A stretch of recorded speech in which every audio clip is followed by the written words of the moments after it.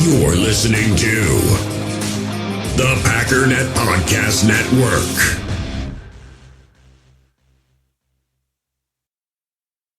U.S. Cellular has noticed the way we use our phones has gotten ironic. We try to put our phones down for dinner, but the menu's on a QR code. That's ironic. We hit like on social posts that we don't actually like, which is ironic. Which is why U.S. Cellular created Us Mode, to help us reconnect with each other and use our phones less ironically. A phone company wanting people to use their phones less is ironic. Let's find us again with Us Mode from U.S. Cellular. Visit uscellular.com/builtforus to get started. Precisa ferir a pressão, medir a glicemia ou tomar uma vacina? Na Raia tem exames, testes e calendário vacinal completo. E o que é melhor, tem sempre uma Raia aí perto de você. É fácil, prático e rápido. Dá para ir entre uma música e outra. Procure nossos farmacêuticos. Quanto mais você conhece o que a gente faz na Raia, mais você se cuida.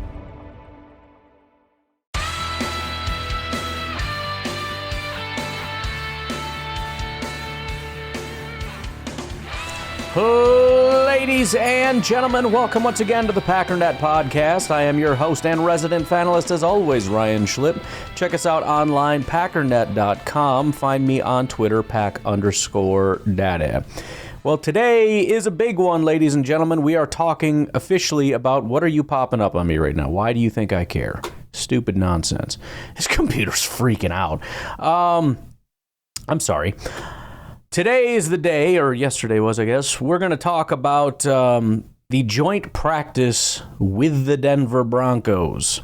So a little bit more of an impactful day, a little bit more of a, exciting kind of a practice, not the same old.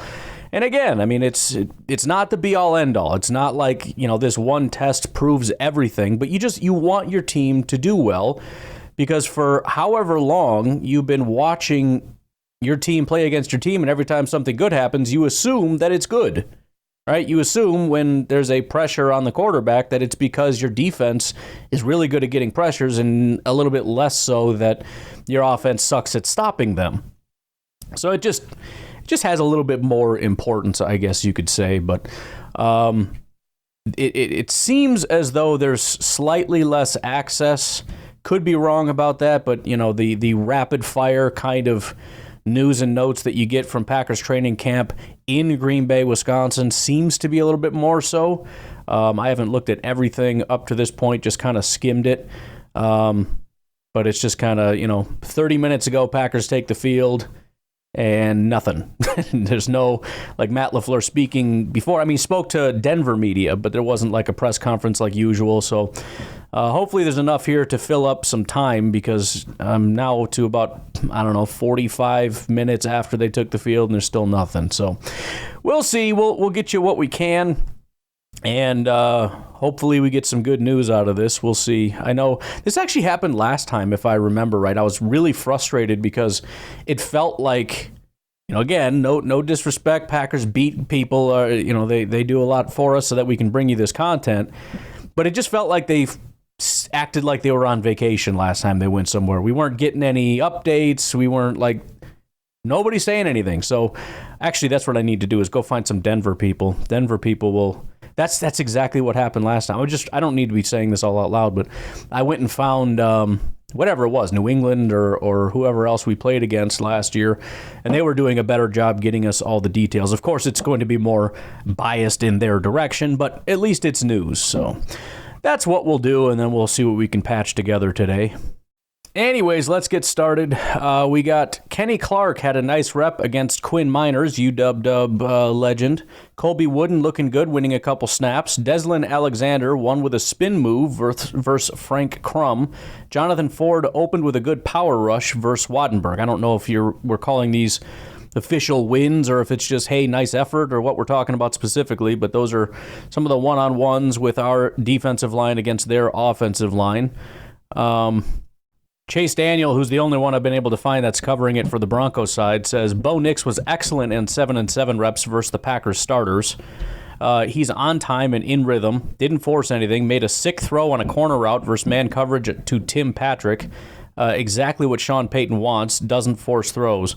Not great to hear a rookie, which I think it gets worse, against the starters, kind of picking us apart, but it's early. Parker Gabriel, also for the Broncos, says all three Broncos quarterbacks pretty sharp in 7-on-7. Zach Wilson drew praise. Bo Nix was up first and looked like he was in good rhythm. Chase Daniel says Zach Wilson was perfect in 7-on-7 drills. Arm strength, arm talent, and push the ball down the field. Was really impressed with how well he's picking up the offense when I was in quarterback meetings last night. Will be interesting battle for QB2 between Stidham and Wilson. So, again, obviously this is from the Broncos side. It's kind of kindergarten praise, but at the same time it wasn't like, hey, pass breakup, interception, etc. Peyton Manning is in the building at practice, which makes sense. Remember, Peyton Manning is working with the Green Bay Packers, and he's obviously a Bronco, kind of, so makes sense that he would want to be there. Wes Hodkowitz says, Bullard is safety with McKinney. Preston and Gary combined for a sack on Nix on fourth offensive snap. Couldn't tell who would have gotten there first. Bo Nix used a really good play-action fake that got Rashawn Gary, got outside the pocket and hit Tim Patrick for a chunk. Clark beats Miners for what would have been a tackle for a loss on the run. It is hilarious. You can tell which beat writer is saying what, right? The sack on Nix was Wes Hodkowitz. The really good play from Bo Nix was Parker Gabriel. The Clark beats Miners was Hodkowitz, right? It's Packers, Broncos, Packers, but that's fine. We're getting both sides of things here. Josh Jacobs popped off two good runs to start team period against the Broncos defense. On third, Broncos defensive end Zach Allen popped Jacobs at the line of scrimmage. Good thud, held him to a 1-yard gain. Lucas Van Ness in the backfield on a rush versus Stidham. Possible sack. Stidham hits Humphrey with King in the slot. So first of all, I think that's probably more yards than Josh Jacobs has gotten all year against the Packers defense, so that's a good start. And then, it's hard to know. Did the Packers defense just give up a pass, or was that a sack by Lucas Van Ness? Either way, good to hear that Lucas Van Ness is continuing what he's been doing for a long time, which is show a lot of growth over the last, 2-3 weeks or so. It was very quiet at first, kind of getting a little nervous, and then it's just been nonstop. Hey, Mike Spofford says, first round offense saw two good runs by Jacobs and a completion to Wicks on the sideline. After Jacobs stuffed at the line, so we heard most of that. Free play on a hard count that leads to a deep shot to Watson, but just out of reach. That was the one thing I've been saying for a while. That connection has not been off. Obviously, there's going to be one eventually, but you would like it in the joint practice to continue to be a thing, I guess. I don't know if they got some nerves to shake off or what. Could be that air up there, in Denver. Ball travels different. I don't freaking know, man. I'm just making stuff up. Chase Daniel says, huge emphasis on running the football in 11-on-11 drills here in Denver. They want to be a more physical team, obviously talking about the Broncos. Nix and Stidham both handling the line of scrimmage and checking in and out of runs. Sean loves his quarterbacks to handle everything at the line of scrimmage. Mike ID points, pass pro, etc., etc. Beautiful play designed by Sean Payton to have an easy completion from Bo Nix to Tim Patrick for a first down. Tim Patrick is having himself a day. Wes Hodkowitz says Enigbare would have had a sack on the last snap on second run-through for number one. So lots. It seems like there's two things happening. It's either a sack or a completion or both, because they just ignore the sack and follow through. But the Broncos' offensive line is not stopping us, and our secondary is not able to stop anything, at least up to this point. Nice play by the Broncos offense versus Green Bay in 11-on-11s as Bo Nix finds Tim Patrick for a 20-yard gain. This we probably already covered these specific plays, but it's another beat writer for Denver. Most impressive part of the play was Cortland Sutton delivering a punishing block downfield to Spring Patrick for extra yards. Love the effort. Musgrave gets open in space on a crosser for a nice gain. Dobbs and Surtain fight for a contested ball that's incomplete. Play-action deep shot to Watson draws flags in the D as Watson was grabbed. So very physical practice, you can tell right away. Musgrave gets open and catches one. Dobbs and Surtain go up for a 50-50 ball. Dobbs usually catches those. Patrick Surtain, pretty good corner, though. Dobbs does not come down with it.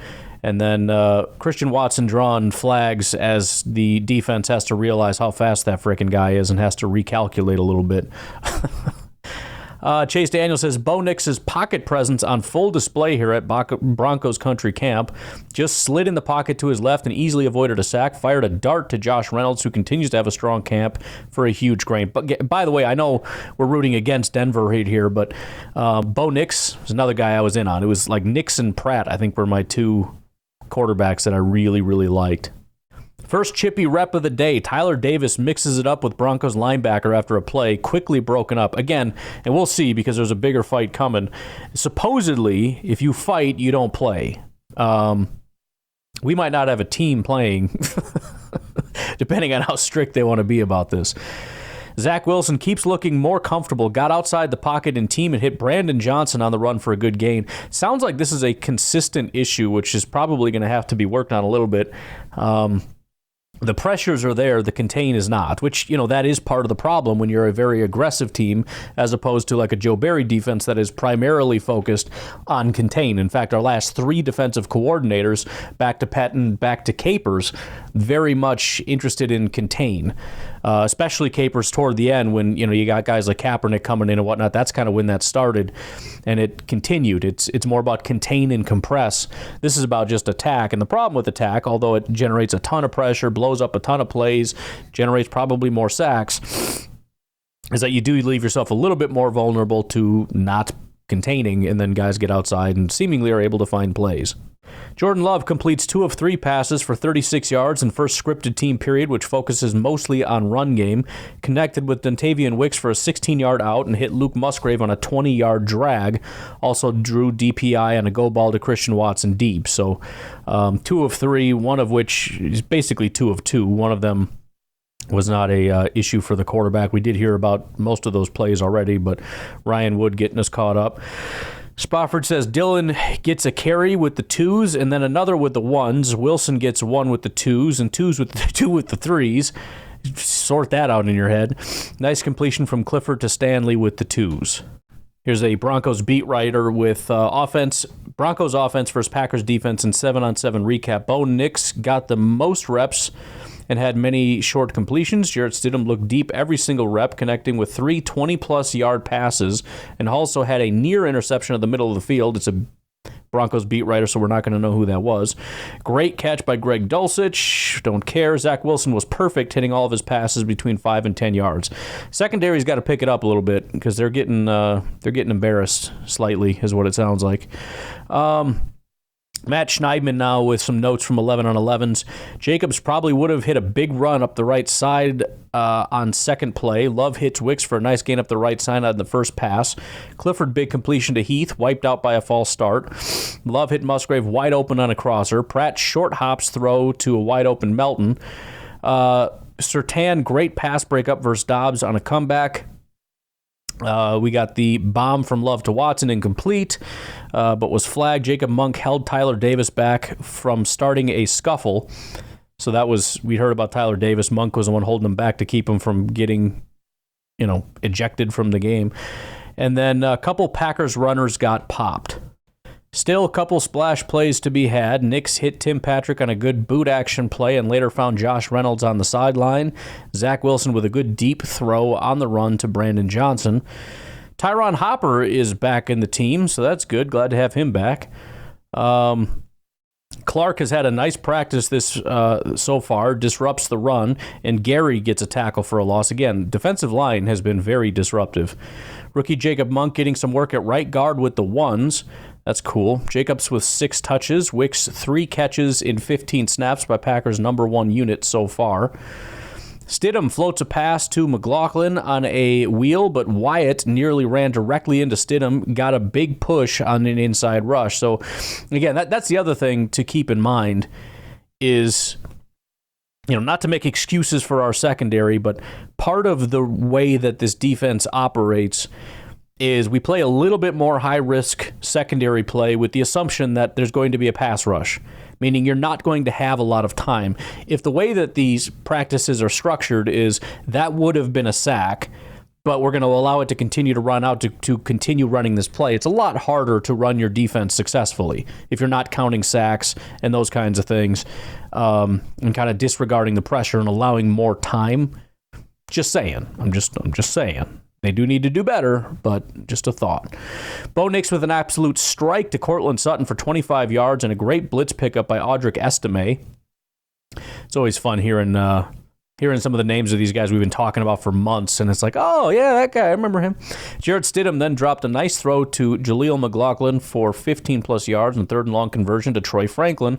He's had some strong completions. Strong work from Packers D-line during 11 versus 11 that focused on first and second down. Lucas Van Ness and Preston Smith were consistently in the backfield. Kingsley Enagbare had what may have been a sack. And by the way, that report came from Nick Kosmiter, who writes for the Broncos for The Athletic. So, first of all, good on him to even observe and know who those guys are. But it's good to hear it from the other side, being like, these guys are killing some people. Love gets his arm hit and flutter ball is picked off. Some tempers flare due to quarterback contact, and both sides gather, yell a lot, and are quickly dispersed. Matt Schneidman says, we have our first mini scuffle with Adam Stenavich and Matt LaFleur caught in the middle. Nick Benito hit Love's arm as he threw. Ball popped up, and Singleton picked it off. Packers weren't happy their quarterback was touched, as they shouldn't be. And by the way, if anybody is forced to sit because they defended their quarterback, Matt LaFleur is in the wrong on this. I understand that you don't want fighting, but if somebody hits your quarterback, it should be expected. In fact, if you didn't get in somebody's face, you don't play in the preseason game. In fact, get off my team. I'm just saying. Wooden got a pass deflection at the line. Zach Wilson with a big gainer to Lucas Krull. Wilson has been quite sharp today. I don't like that they sound surprised by it. Like, wow, our quarterbacks, what the heck? Shut up. Here's Ryan Wood kind of recounting the touching the quarterback thing. Broncos outside linebacker Nick Benito beat Rasheed Walker for a sack, which, interestingly, I thought that was off the right side. Anyways, which is fine, but Benito knocked Jordan Love's throwing arm as he released a pass, which is not. Can't touch the quarterback. Matt LaFleur had some words for Benito after the rep, which ended in a pick, and a fight between the players ensued. Broncos inside linebacker Alex Singleton caught Jordan Love's pop-up for an interception. It was a legal football play, a pressure leading to a pick, but Matt LaFleur took exception to the quarterback in a red jersey being touched in practice. Oh, I'd be freaking hot. Not only that, I'd be going over to the coach like, you pull him right now, or I'm not playing this crap. See, and this is why I would be a bad coach. I'm just saying, like, this is where my mind goes. It goes to a dangerous and dark place. I'm going to talk to the coach, and if the coach does not properly reprimand him and say that was wrong and you're out, I'm deliberately telling my guys to hit their quarterback. Again, it's not right, but we're going to hit the quarterback and then we're going to pull the players because, you know, they're going to kill our quarterback after that. So I'm getting a little tit for tat here. We're going to hit your quarterback, you know, not crush him, but maybe solid 2 hands in the chest, knock him to the ground, finish out that little scuffle, and let's go back into the locker room. We're done, and I'll see you on the preseason game. I don't know. I'm a psychopath. I just don't worry about it. By the way, that would not be the right thing to do, but that would exactly be my instinct. Under pressure, Love lofts throwback screen to Jacobs. Would have been interesting to see how well that would have worked. If he gets the throw off in time, potentially big play. I don't know what that means. Did it not work? Why didn't it work? Because if it didn't work because it was incomplete, it wouldn't have worked in a game. So I don't really know what we're talking about here, Mike. That's at least 3 false starts from the Packers today. Believe 2 were from the backups, says Matt Schneidman. Come on, man. What are we doing? So that's the worst part about it is it's like, man, we're a good football team. I can't wait to show somebody. And then they just like crap all over the field. Like, why are you doing that? Use the bathroom, dude. Come on. Second team period began with Rashawn Gary wrecking things for the Broncos offense, but Denver threw punches back. Nix with a big third and long completion to Sutton. Stidham with a pretty over-the-shoulder ball to Jaleel McLaughlin down the sideline. Wilson hit Krull deep up the seam. I wish we'd get some reports from our guys about which corners are getting beat. I know one time it was King, but like who is getting picked on right now? Somebody's getting picked apart like crazy. Who is it? Is it everybody? Is it what's going on here? All right, we got a video of the scrum here. So I will say this: overall, my assessment of watching the 2 videos, the hit on Jordan, although completely and entirely unacceptable, there's a 0 tolerance policy on it, is about as minor as you can get, as long as like the disruption of his arm didn't hurt his shoulder or his elbow or something like that, which doesn't seem to be the case. It's as little of a deal as you could possibly have, and he's fine. And as far as the quote-unquote scuffle, I don't see a single, even a shove. I just see a group of people presumably yelling at each other, maybe not even. I don't even really see a lot of that. Coaches don't seem to be too panicked. Kind of just like a big blob of people just standing around. So I'm guessing it was very apologetic and whatnot, kind of got diffused. If the guy's going to, start talking or whatever, that's usually when the fight ramps up. Anyways, let's take our first break. We'll come back and just keep on ripping through. U.S. Cellular has noticed the way we use our phones has gotten ironic. We try to put our phones down for dinner, but the menu's on a QR code. That's ironic. We hit like on social posts that we don't actually like, which is ironic. Which is why U.S. Cellular created Us Mode, to help us reconnect with each other and use our phones less ironically. A phone company wanting people to use their phones less is ironic. Let's find us again with Us Mode from U.S. Cellular. Visit uscellular.com/builtforus to get started. Você que está ouvindo o seu podcast, sabia que tudo que o Google faz tem a intenção de trazer impacto positivo? Como? O Jefferson da Tributei usou inteligência artificial para facilitar o dia a dia das empresas. Ele e milhares de empreendedores geraram mais de 188 bilhões com as plataformas do Google. E a Miriane se formou em UX com certificados profissionais do Google, criando o seu próprio negócio. Ela e 88% dos formados relataram avanços profissionais como promoção ou novo emprego. Tem que ser bom para todo mundo. Google. In the second team period, Jordan Love was 5 of 6 for 27 yards and an interception to Broncos inside linebacker Alex Singleton, and presumably that was that play that should not have been. He's 7 of 9 for 63 yards and a pick on the day. I still refuse to acknowledge the pick, although kind of should count. Hitting Dontavian Wicks a lot. Already 3 catches on 3 targets for 31 yards. You love to see it. Should we have a conversation about wide receiver 1? Is that what we should do here? Zane Anderson and Evan Williams rotating as personal protector, so working on some special team stuff. We got Matt Orzech and Devin Key mixing it up on special teams drill. Long snappers are fighters too. How stupid are you? Oh, man. First of all, what? What? I don't understand. What does the long snapper have to fight? Is he like making fun of you for how you snap or something? I don't understand. Anyways, they apparently got into a fight. We're going to have to bring back, what's his name? The guy that we've cut like 6 times because Matt Orzech isn't going to be able to play in that game for fighting. A scuffle breaks out during punt period. Definitely did not rise to the level of a kerfuffle. Zach Wilson is recharging and motivated. Blah, blah, blah. Nobody cares. Matt Orzech just had to be pulled away from starting a scuffle during a punt drill and then snapped it over Daniel Whelan's head out of the back of the end zone on the next play. Oh, we have got some issues at long snapper, folks. We have got some issues. I understand he's probably flustered and all with the argument, but that's ridiculous. That's just absolutely ridiculous. Bo Nix opens up red zone and finds Tim Batrick after staring at the little bubble to get him time. I'm trying to see who played here. Yeah, it wasn't man coverage, so it just looked like they absolutely manipulated our defensive play call on that. Again, this is not going to be the typical offensive and defensive play calls that you're going to get in a game, but still, it's a little frustrating to see. So Jair is lined up across from him, but he immediately drops, and the underneath guy tries to run with him, can't do it, and the quarterback just finds that little open spot there. So I'm guessing that's a lot of what's been going on today. It's not necessarily man-to-man guys just getting picked apart. It's the defense the offense is doing a great job just finding those spots in the zones on defense and whatnot and just ripping them up. Don't know, but that's the example that I saw so far.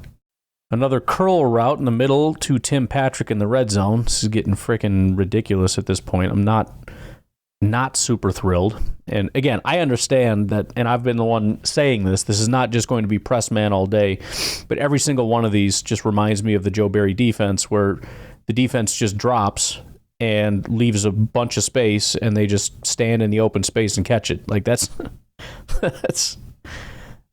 what we don't want anymore. Like not a lot of that. I understand, again, you got to call these kind of types of plays, but it feels like that's all you're doing, and they're just like, okay, if you're just going to give me that, then I'll just take it. So, whatever.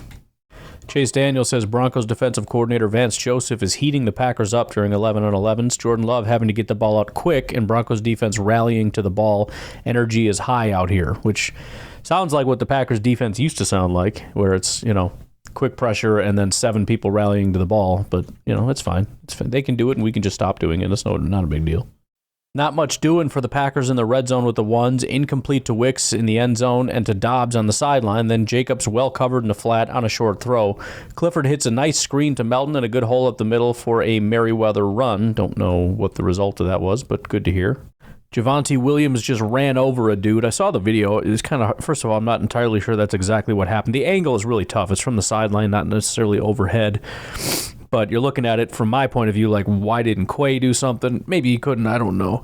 The guy I think he was referring to that got ran over was Javon Bullard, but really, Bullard came downhill, they made contact, and the runner fell forward. Bullard was still on his feet, so I don't know about ran over, but, fair enough. I think ran over would imply your guy's standing and our guy's on the ground, and it was kind of the opposite, so I don't really know about all that. Herman says the Broncos are heavy favorites this Sunday, with the Packers likely to sit most of their starters. More red zone after 2 more Jacobs runs. He's been a workhorse for the Packers today. McMillan for Broncos breaks up a throw for Reed at the goal line. Then finally a breakthrough as play-action flare pass to Musgrave finds an open space to run to the pylon. Finally, frickin' A. Broncos go out there, it's just touchdown, touchdown, touchdown, touchdown. Packers, it's just pass breakup, pass breakup, pass breakup. Jeez, it's freaking annoying. Stidham slant to Cortland for a touchdown, who celebrates and makes Jair Alexander butthurt, who pushes him. That's obviously a Broncos beat writer, but, he's not wrong. A couple points, though. First of all, Jair wasn't in coverage. He ran from across the field to go push him. Also, because there's no tackling, it's one of those, it was right in between 2 defenders who kind of just, put their hands on him and let him go through to the end zone. That could have absolutely been, they could have freaking killed the guy and then stopped him short, but whatever. Whatever. It is what it is. Then Bo Nix with a perfect ball to Philip Dorsett for a touchdown. Could we get one single pass breakup? One stop, one anything? Who was in coverage on that one? That was 40. Oh, that's our boy LJ Davis. I think he was our lowest graded defender this past week. Never heard of the guy until this last preseason game, and will probably not be with the team much longer. Hate to make light of it there, LJ, but let's call it like it is, homie. Wendell Ferreira says, Matt LaFleur said he would use the joint practice to do what he wanted with the starters this week. It seemed like the priority was the run game after an underwhelming run-blocking performance versus the Browns. Does sound like the run was significantly better this week as opposed to in, prior times. Oh, I'm just getting tired of this. Matt Schneidman says, rough period near in red zone for the Packers offense. Lots of incompletions. 1 sack of Love by P.J. Locke. 1 touchdown to Musgrave. Just stop. Stop talking to me, you idiot. I'm sorry. I didn't mean that, Matt. You're a good guy. I'm just annoyed. This reminds me so much of last year with the Patriots. It's ticking me off a little bit. Bo Nix ended the red zone period with great pocket presence to move up in the pocket and hit Michael Bandy in the middle for a touchdown. Yay! Oh, man. On 3 passes in the red zone, Bo Nix had 2 touchdowns, including a 12-yard strike to Tim Patrick. Only incompletion was a batted screen. Yeah, who batted it, man? Give me some positive news here. Anyways, let's take a break. I need to step away for a minute, get a breather, have a glass of water, just calm down. I'm just saying. We'll be right back.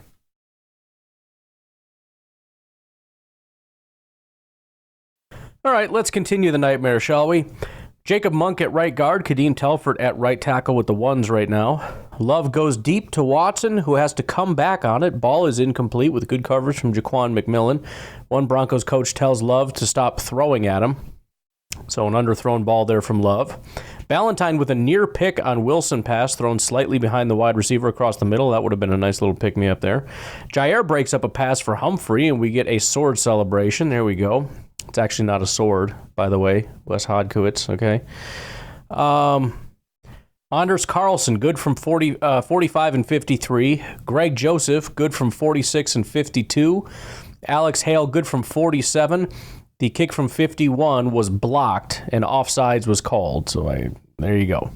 Riley Moss undercut Dobbs beautifully and got both hands on a Jordan Love ball to the sideline, near pick. Patrick Surtain with an incredible fourth down pass breakup versus Love led Packers during a 2-minute drill.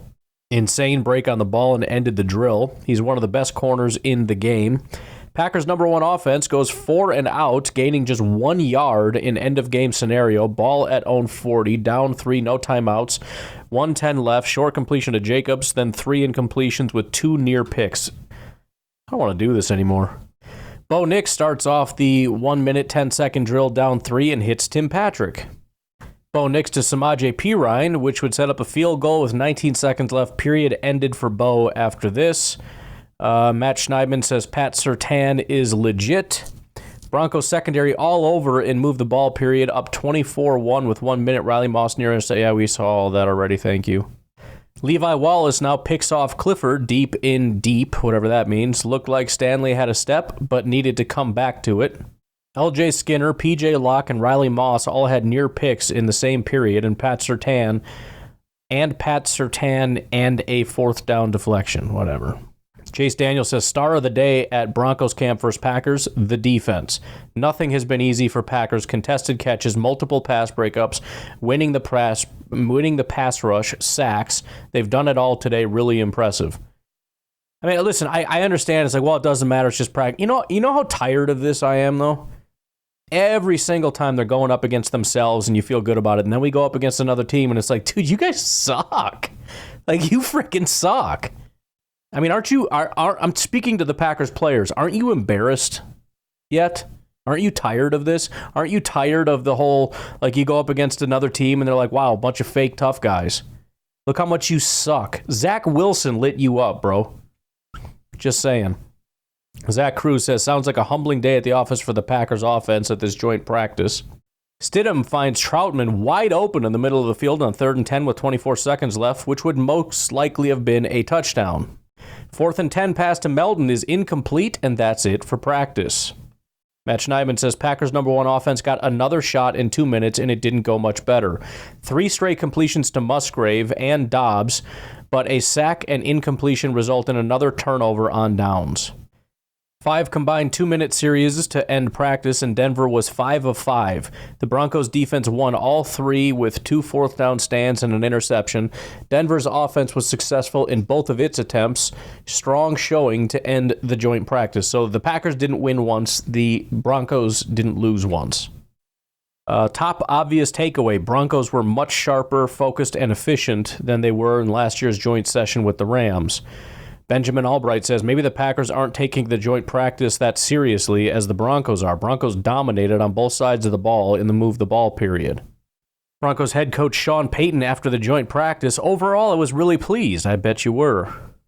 Interesting news as well. The Broncos will start rookie Bo Nix in the preseason game. Again, as a Bo Nix fan, I'm actually pretty excited about that. Oh, and an interesting little twist. Jordan Love says it was his right tackle, Zach Tom, who accidentally hit his arm after he got pushed into Love, not Nick Bonito. That's why I said, too, I thought it was off the right side. Why would Rasheed Walker be over there? It wasn't. It was Zach Tom. But I guess Matt LaFleur was still really upset with Bonito because he celebrated after the tip. So coach took exception to that, as he should. I'll tell you what, my bad mood has just entirely dissipated. So NFL.com finally did the thing they should have done a long time ago. They now have a pro thing that you can use. I just got this, so I'm just starting to figure it out. But they have a thing called Film Room. And for example, I can look at 2023. 2022, 3, and 4 is what they have. And I can look at every single game that Christian Watson ran the ball. And I have all those plays here. 4 different plays against the Raiders, Chargers, and 2 against the Chiefs. I have the quarter, the down and distance, the yard line, all of that stuff, and I can change the play situation if you want to look for a third down, this, that, or the other. All that stuff is there. That's just in the film room. You got yards to go, score differential, leading, trailing, or tied. You've got result of the play was a fumble loss, 10-plus yard run, or touchdown, pre-snap motion or no motion. You have the quarterback alignment. You have rushing inside or outside, run stuff, no run stuff, and then defense, you can check all the different things. You can check the alignments, dime, nickel, base, how many people in the box, all that different stuff to find very specific plays. They also, on any given play, will tell you what players are on the field. So on this play, on the field, you have Jordan Love, A.J. Dillon, Christian Watson, Wicks, DeGuara, Kraft, Myers, Jenkins, Runyon, Tom, and Walker. It shows you all the defensive players as well. My goodness. They've got insights because the, Next Gen Stats is also incorporated into this. So, for example, I can search a player, and I can look, for example, at Jordan Love, and you got things like this. Against the Eagles, Jordan Love was under pressure, was pressured in under 2.5 seconds on 9.4% of his dropbacks in 2023. Second lowest rate faced by qualified passer. So all this different stuff is in here. Actually, that was just the Packers, but I do have Jordan Love down here. After the Packers' Week 6 bye, Jordan Love ranked in the top 15 among quarterbacks in CPOE, passing EPA, and success rate after ranking bottom 12 across those same metrics prior to the bye. And then they also have just a ridiculous amount of statistics here. I'm a little overwhelmed here. So right now they have seasons 2018 through 2024. Let's just click 2024, see what we got. Obviously, we'll switch it to the postseason. You can select what week. You got home and away, passing splits, so you can look at all different, slot target, short pass, all that different kind of stuff. Specific player names, players by team. Let's go Green Bay Packers here. Stats against opponent. Actually, they don't have preseason. That said postseason. Let's look at 2023. But they got, let's see. So here you got Jordan Love. This is just passing stats here. So we got the normal statistics that you would see: passer rating, yards per attempt, completion percentage. They have CPOE, dropbacks, EPA per dropback, time to throw, sacks, quarterback pressures, and pressure rate. They also have stats per game and next-gen stats advanced metrics. Those would include, again, you got CPOE, dropbacks, EPA per dropback. Let's see, is that adjusted? Air yards per attempt, deep percentage, blitz percentage, play action percentage, average target separation, and tight window percentage. Whew. And that's just the passing stats. And again, there's a whole lot of different things that you can select here. Boy, oh boy. Obviously, we got rushing. And then on top of that, they have season and single game that you can select. So if you go, season, obviously you can compare these different things. So rushing, receiving, defense, team offense, and team defense, which is one of the things that I've said. PFF is a little bit better for the individual players. SIS is exclusively for individual players. So it's good to be able to choose what you want. So for example, you can pull up. This is just a giant ad for this right now, but I'm just very excited and want to tell somebody about it. The season, so again, they have season leaders for team offense or single game leaders for team offense. But if you just do the season, you can look at 2023 EPA per play. You got 49ers, Cowboys, Packers came in 6th. I think the only critique I would have is it would be nice if you could pick a range as opposed to either all or one. But even this, they've got, the overall team summaries. They also have passing offense and rushing offense. I'm sure they're going to have that on defense as well. But you got, EPA per pass. You've got rushing offense. You can look at stuffed percentage, rush EPA success percentage, rush yards over expected per attempt, rushing yards before contact per carry, rushing yards after contact per carry, inside tackle, blah, blah, blah, blah, blah, blah, blah, blah, blah, blah, blah, blah. And they even have upcoming. Again, they don't have preseason, but if I'm just looking into the future, I can select the upcoming games for the Packers. It tells you Friday, September 6, 2024, 7:15 Central Time, which is my time. Gives the location, tells you where you can watch it on Peacock. At a glance, points per game, point differential, record in close games, average margin of victory. This is all 2023 stats, obviously, but turnover differential, total penalties. So this is all, if you want betting data or whatnot. They've got the line set here, the over-under. Matchup insights, Eagles offense was expected to gain a league-high 4.7 yards per carry on their design runs in 2023. Packers defense allowed their opponents to get, so it kind of gives those kind of comparable things. Shows you side-by-side stats of so Jalen Hurts versus Jordan Love. The runners, obviously these have changed. They have Aaron Jones versus DeAndre Swift, but they're just going off 2023 data for right now. Obviously that'll update after a week.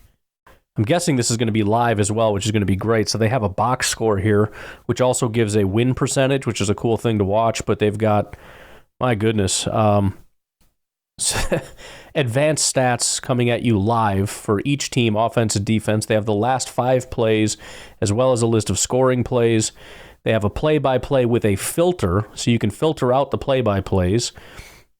Stats, which again will be presumably coming in live, and then insight, same thing, coming in as the game goes on. So we got ourselves a new tool. Finally, the NFL has gotten in on some of this stuff. I think it's been far too long. They have all the data. They have all the best data. They're the ones that have the tracking, all of that kind of stuff. And so it's about time that they got in on some of that. So I'm pretty excited. I'll have to play around with this a little bit, see what I can pull up. Obviously, there's going to be some different data and whatnot that we can use, but very excited about all of that. Especially the film room thing is very cool. If you just click on film room for the Packers, it shows all touchdowns, passing touchdowns, rushing touchdowns, field goals, red zone plays, goal to go play, 3rd and long. There's got to be 20, 30 different options here. Let's see, 3 times 12, 21 different things so sacks, interceptions, just crying out loud. If you're looking to make highlight videos and whatnot, there's some content here. Anyway, sorry about that. I just need a little pick-me-up on my mood there. Ryan Wood says, quarterback Jordan Love's passing line against the Broncos defense today, 15 of 26 for 102 yards, a touchdown, and a pick. He started 6 of 7 for 57, but struggled after the interception/post-rep fracas. Did get about 40-yard DPI with Christian Watson. A sack wiped out a 4-yard touchdown to Watson. So, anyways, nothing massive there. Couple little comments here and there. Jordan Love praises Patrick Surtain and whatnot, but I'll probably just leave it at that. We will reconvene here once the actual game kicks off. Again, remember, you can follow along. We're going to be doing a live stream, me and my son. I don't have any special guests lined up. We'll see what happens between now and then, but make sure you come follow along with us. It'll be on YouTube. It'll be on X. It'll be on Facebook. Anywhere you are, I should be there. So please come hang out with us. Otherwise, I'm going to let you go. I'll talk to you later. Have a good one. Bye-bye.